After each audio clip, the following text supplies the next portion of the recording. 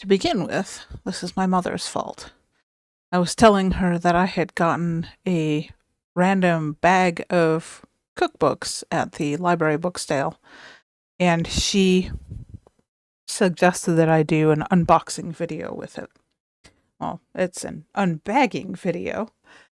Our little local library does this delightful thing where when they have too much of something, romance novels, westerns, Reader's Digest condensed books, or cookbooks, they'll throw them all into a brown paper grocery sack, staple the top shut, as you can see.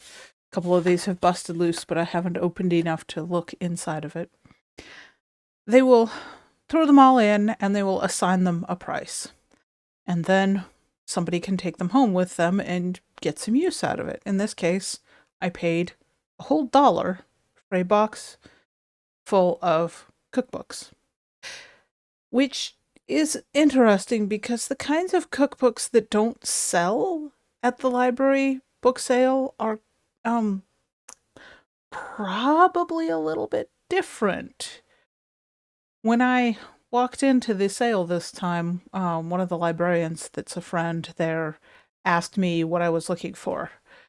And honestly, it's kind of shorter to go what I'm not looking for. In general, I'm not looking for fiction unless it's an antique book or a pulp paperback with a really great cover, or so really there isn't anything I'm not looking for. Cookbooks, though, are generally right at the top of my list because I have begun to collect cookbooks, which is ironic given that I cook less than I have ever done before in my life. I have hopes. I have hopes that someday I shall cook more. And so, I spent $1 and got a whole bag full of cookbooks. Shall we see what's inside the bag? I'm going to try and do this by kind of putting it off to the side, off camera, and hopefully not knocking the camera over in the process, because I have this a little bit jury-rigged. We'll scoot that out of frame because that's using my marking for camera angles. I'm going to take this over to the side. Oof. And it's not a light bag of cookbooks. And then I'm going to open it. Actually, I should probably let you guys see that, huh? There we go. All right. I'm going to pop some staples here. And I'll give you guys the first look at what's in there. Ooh, that's promising. Lots of little things. Now that might be interesting.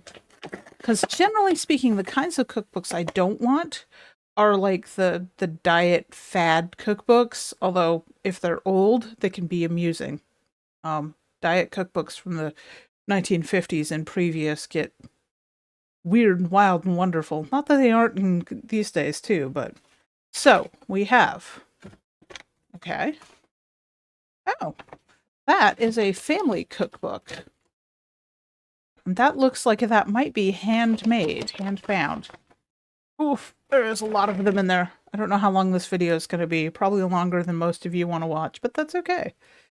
Fortunately, I can read perfectly well upside down, so y'all get to see it. This is the Jones cookbook, and... Oh, this is lovely.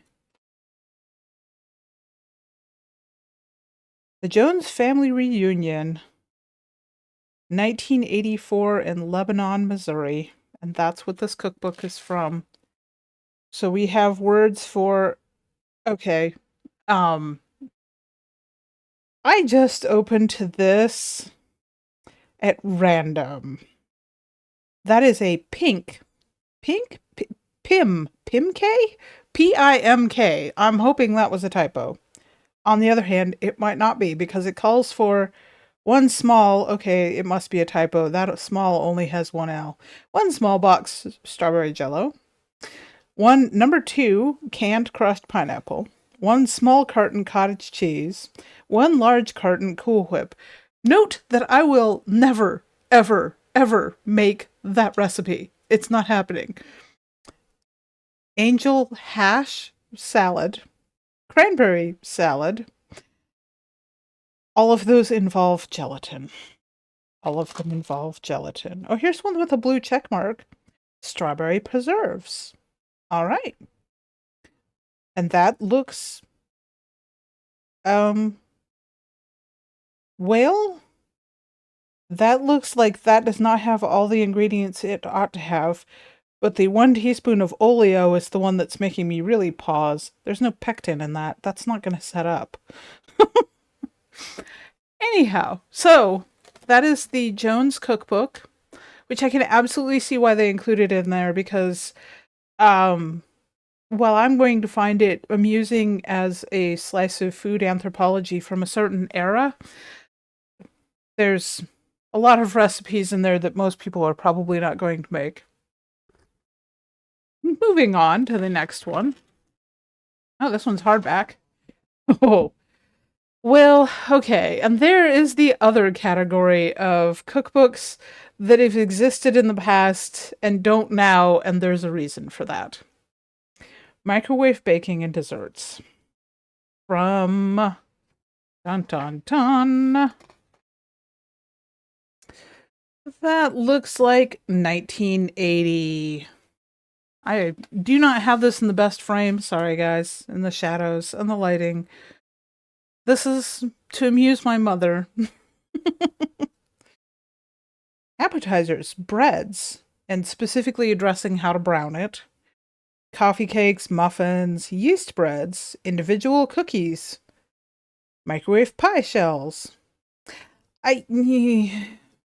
Honestly, this one may go, oh, there's lots of lovely pictures in it. But this one may go away because, well, I do a lot of cooking. The microwave has never been my, this is really well illustrated, step-by-step stuff.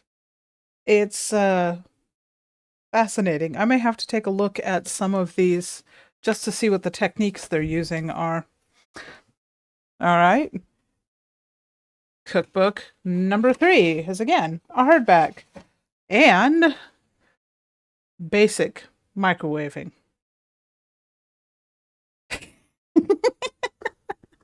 I can't say this is unexpected. Although I also will say that the lens effect on that cover photo is fire. I mean, really. What have we done with ourselves since 1980? This is from the Microwave Cooking Library. And it is like the other one. Oh, this one's copyright 1978. Yep. That's where you can see it all the way. 1978, and yeah, it's basically, it starts out with what are microwaves. And again, it's got lots of really great photos and step-by-step things. And I am very likely to never... Okay, the aluminum foil is just alarming. Also, that is a whole turkey. They want us to cook a whole turkey in a microwave. I am beyond dubious. All right. Cookbook number 4. The Mini Food Processor Cookbook. Well, you might think that this would not be pertinent, but the honest truth of the matter is that I own a little Cuisinart, well, a big Cuisinart, of about that vintage. And I love it. It was a wedding gift from my late father-in-law.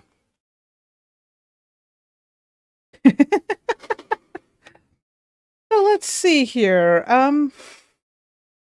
I am not seeing a publication date immediately there. It might just be because I'm reading it upside down. Oh, yes. Here we go. 1988.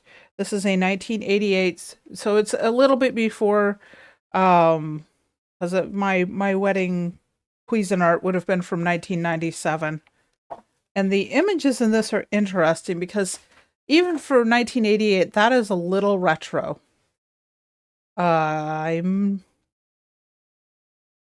That's interesting. That is very interesting how the images are in here. Fresh plum shake.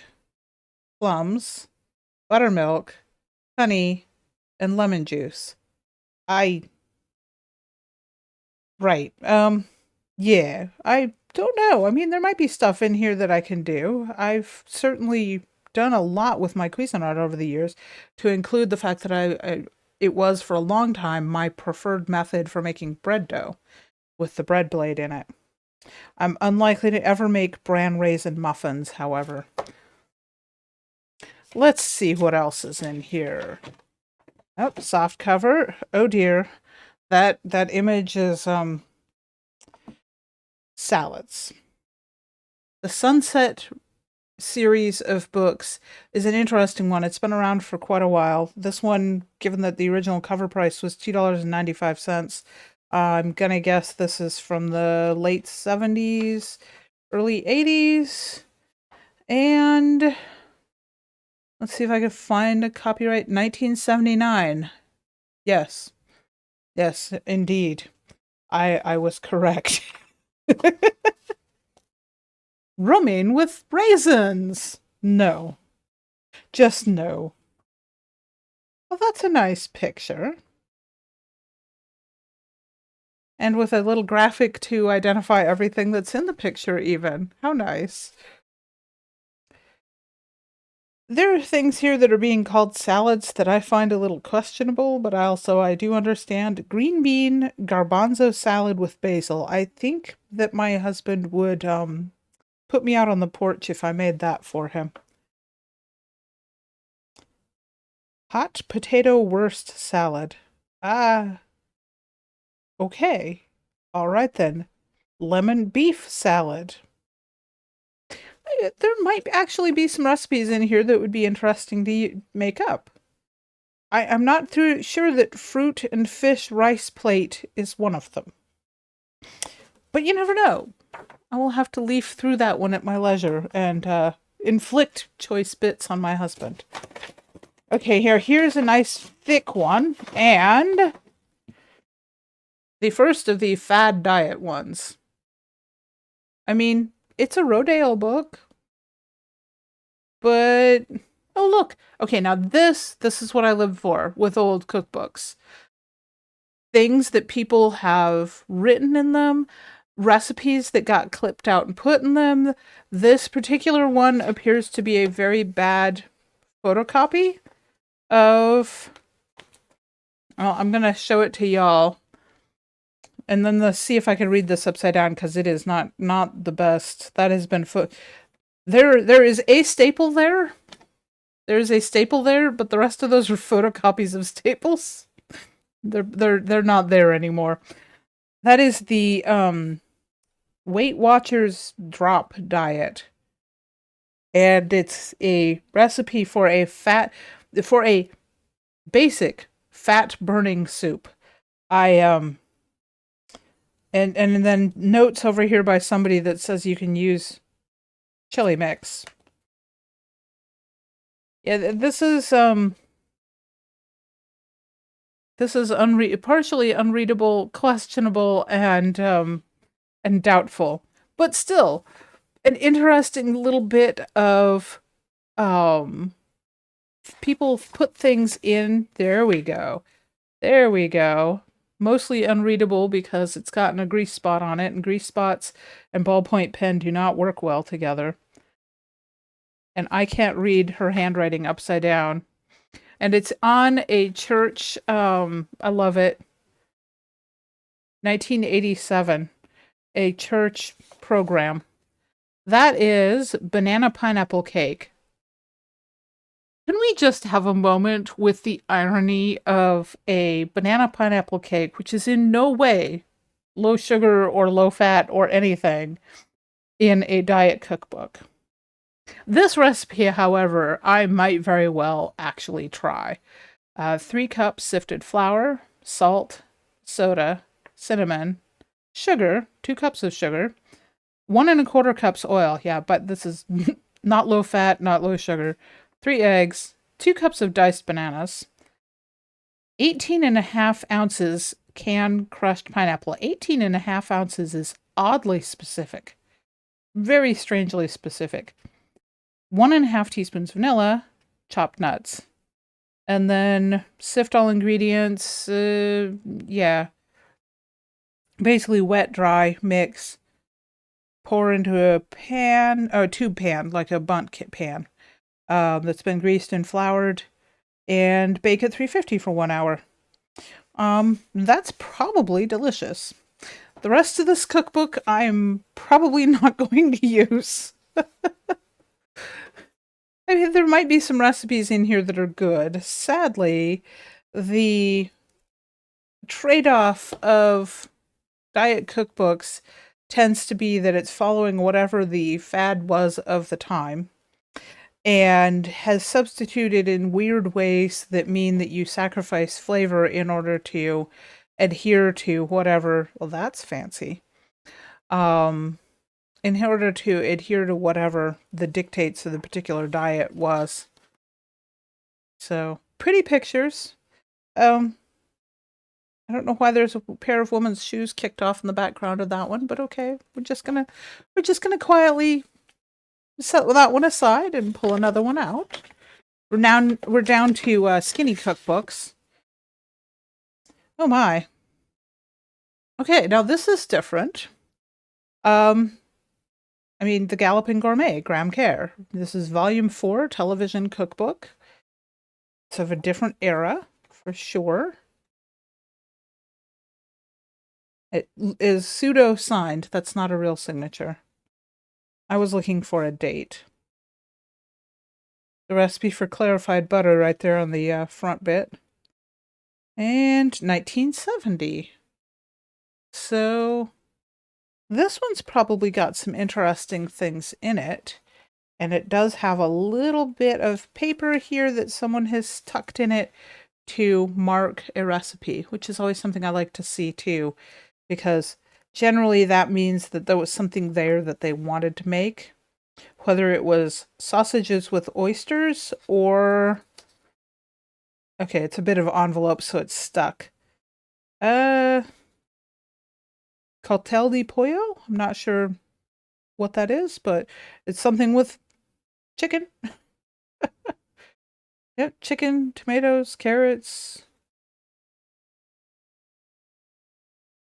So this is cool. This is definitely going to stay in the collection because it's of an era. And boulettes and pig's hocks. I mean, I probably would make that. I mean, roast spiced prime ribs is probably not something that the gang is going to want. Yeah, nutmeg, cardamom, cinnamon, black pepper, ginger. Yeah, no, that's I'm not sure I would want to do that to beef. That's going to be a really interesting flavor profile to then combine with the very classic English Yorkshire pudding. I have suspicions that would not work real well. Marco Polo duck. Okay. Duck and veal jelly. Yeah, this could have some really interesting recipes in it. Very throwback. My husband would probably not be thrilled. Oh, there's a bunch of little cookbooks now. Okay. So, we have Around the World Cookery with Electric Housewares. Let's see. This is put out Live Better Electricity. Okay. This is not of an era that I would have thought of having needing to advocate for electricity, because these are the kinds of cookbooks that I usually associate with. Okay, yeah, in 1958, and this is the second printing, and it's printed by the Edison Electric Institute. So I would not have thought that we would still be looking at advocating for electricity at that era, but I could be wrong. And that's definitely something I would want to talk to Sanford about because, I mean, molded fruit medley. Why do I always open straight to the... Okay, this is telling you what each one of them is being made in. So chiffon dessert waffles in an electric waffle baker, cereal cookies in an electric skillet. That's a little different. Let's see. Now we have the southern menu, cream of crab soup, Maryland fried chicken, and corn fritters, succotash, sea dream salad. I'm afraid to look, but I'm going to look anyway. One package lime flavored gelatin, 1 cup boiling water, 1/2 cup cold water, 1 tablespoon of vinegar, 1 slice of onion, 1/2 teaspoon salt, dash of paprika and pepper, and 1 medium cucumber cut in slices. There isn't a lot to that besides the fact that you're adding onion and lime. So these are always fun, but rarely something I'm going to actually cook out of.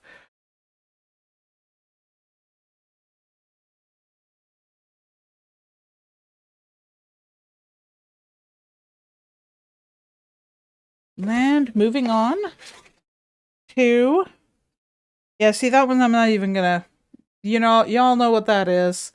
And I'm just gonna, that's a thing, we move on.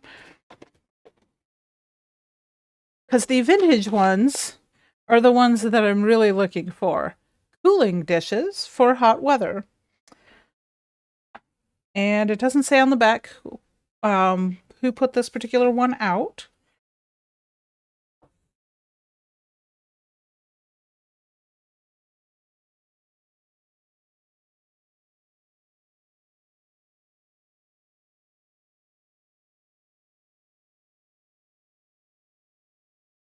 So cooling dishes for hot weather, after a brief interruption, appears to have come from the Culinary Art Institute. And let's see if it gives us a date. I love the illustrations in this. You could try to get that where you guys can see them. 1956. So an era before, aha. Always love to see the little handwritten notes. I don't know if y'all can see that. It says very good right next to the Caesar salad recipe. Those things, I like to see those, and that handwriting almost looks like my great-grandmother's. It's always fun to flip through and find the little notes and comments. Corned beef salad. Again, with the salads I find questionable. Celery whirls. It appears to be celery cheese and okay, the like a dip in with the celery. Marinated mushroom caps. Those are always nice. I should probably do some of those. I actually think those we would eat. Garlicky dill beans. That's a good one. Yeah, there's definitely stuff in here I would make. And it's delightfully retro. Oh, here's another one that says very good. Crackling good almond fried chicken. That is possibly convertible to a low carb thing.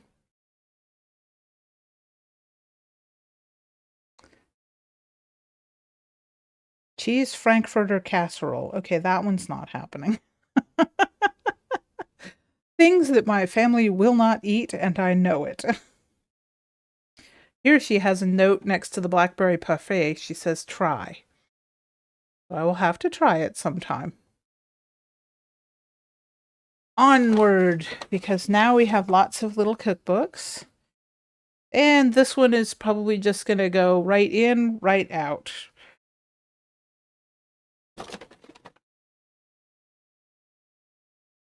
"30 meals in 30 minutes. Beef. It's what's for dinner."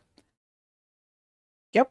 Put out in 1992 by the Beef Industry Council. So that'll be an interesting little snapshot into what was popular in the 1990s. And I vividly remember those 1990s, so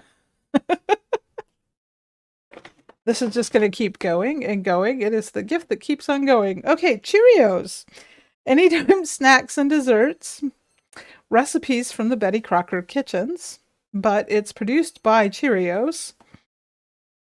Oh, it's had a little damage. There we go. Unstickies. Looking for a date. I don't know if it's going to give me a date. 1978. Cookies and bars, candies and confections, desserts, and snacks. So nothing, I mean, I think that we're all familiar at this point with, although I was not expecting to see peach pineapple crisp in there. But I think we're familiar with, at this point with the concept of using cereals as far more than just breakfast cereal. Oh, this is fun. So this is a recipe finder. And it does indeed have a clipped out recipe or two in it. There's one here for calabasas, which looks actually really good. Now we may have to make that. Then there's one for, okay, I can't read that script upside down. Pastel Summer Punch. I wonder if these are like recipe of the month things. She's made a note here that there's a recipe on a certain cookbook, a Good Housekeeping cookbook, 67. I can't read her. Swedish meatballs. I can read her script handwriting upside down. So this is basically an index of different kinds of recipes where you would find them in your cookbooks. And it is virtually unused. So I could conceivably, if I wanted to, use this myself to keep myself organized. And given how many cookbooks I have, I actually really like this idea. That's cool. And it's still going. Dear Daughter Cookbook. The tested recipes of 5 generations. I like that idea. Because we had at one point, we had 5 generations. But this looks like it's a reprint from something that was originally published in 1865. So this book is not that old, of course, but this is a reprint of a much older cookbook, and for that, it's probably got some really interesting things that I can find in it, because it'll be something like some of my antique cookbooks that I have in my collection. Cinnamon toast. 1/2 cup melted butter, 3/4 cup brown sugar, 2 teaspoons of cinnamon. Blend together, spread on bread, and toast in oven. That's very much like something that we did a lot when I was a little girl. So that'll be an interesting one to rummage through. All right. Oh, that's a thicker one. Oof, that one's heavy. And again with the we're not even going to discuss that one. That was, I will say, I was expecting a lot more like that in this bag. Ooh, this one's a nice big hard bag. Aha! Oh, now, this'll be fun. The Continental Flavor. The best of European cooking, including haute cuisine, family, and peasant recipes. Now, this is promising. Barely used, which a lot of these were bought and just didn't really ever get used. So copyright 1961.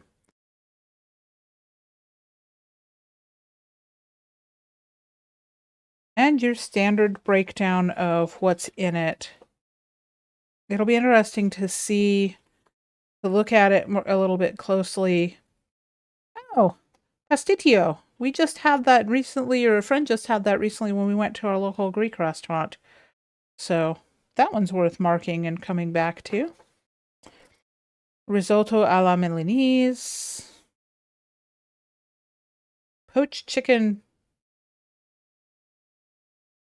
I'm not even going to try and pronounce that I'm trying to read it upside down, which is a problem in the first place. Italian chicken livers with sage. Probably not in this house. I like liver. The husband does not. Russian chicken Kiev. So yeah, this could be fun. This could have some interesting recipes in it. Oh, there's our Swedish meatballs, as referenced in the recipe finder. I grab that and write that down to find them if I wanted them. Pretty sure my husband does not want me to find them. There's a Russian meat pie. That might be interesting. Beef stroganoff, which is a family favorite. That's one of my dad's favorite things to have for dinner. Not that I think I'm going to get to cook for Dad anytime soon, but... So, that's a fun one. And it looks like I am down to the very last bottom. The Good Food magazine. From February 1986. I was 10. This one might be entertaining just for the ads. Yep. 4 books for $1.